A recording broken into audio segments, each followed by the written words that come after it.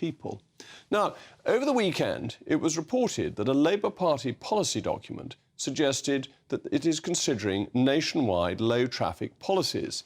If we're ever to come to power, a sort of national ULEZ, if you like, the scheme that charges you for using your own car on routine journeys. The Labour Party news website, Labour List, summarised the 86-page policy handbook which could help to form the party's manifesto, explaining its support for the principle of clean air zones.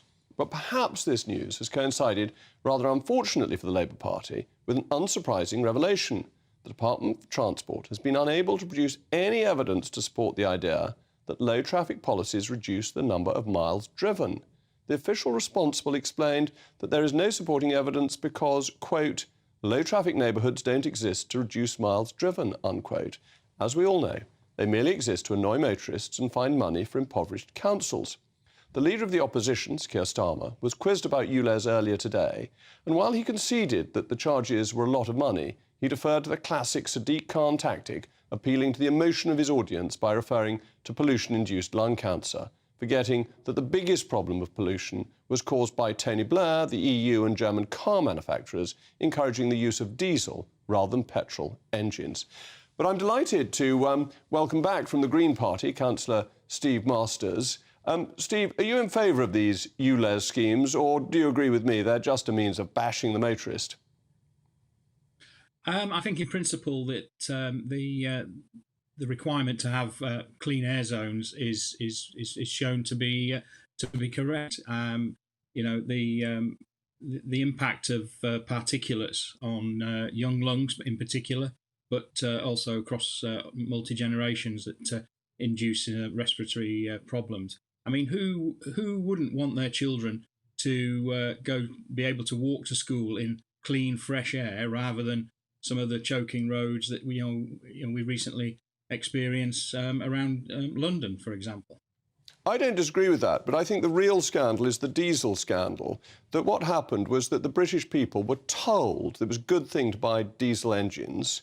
Then these engines put out more nitrous oxides and particulates, which did have an effect on air quality. And now the self-same motorists who did what they were told are being penalised. And that just doesn't seem to me to be fair. No, and it doesn't. And we shouldn't penalise, hard-working people who need cars to get around because there's an inadequate amount of public transport, outside London, for example.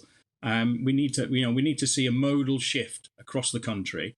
And I don't know what the detail on the Labour policy document is about a national ULEV. I would imagine it will be in selected towns and cities which have particular problems. But we need that modal shift to active travel, public transportation.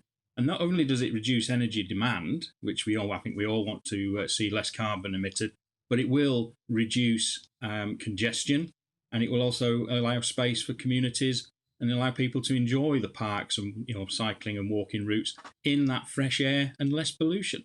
But when you combine this with the low traffic zones, aren't you actually making things worse because you're forcing the traffic into a smaller number of roads, increasing the pollution on them and making journeys slower, which is when cars are most polluting?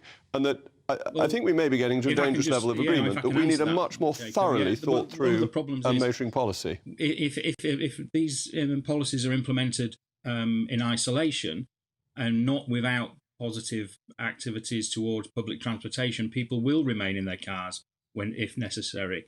But we need to give people, as I mentioned last week at the end of our conversation, we need a joined-up, integrated transport policy that allows people to make those choices to get out of their cars. And most people, a lot of people, don't enjoy sitting in traffic, for long periods of time. So they will look at alternatives if they are financially viable. And that's why we need greater investment in public transportation. I can certainly agree that people don't like sitting in traffic, but thank you for joining me.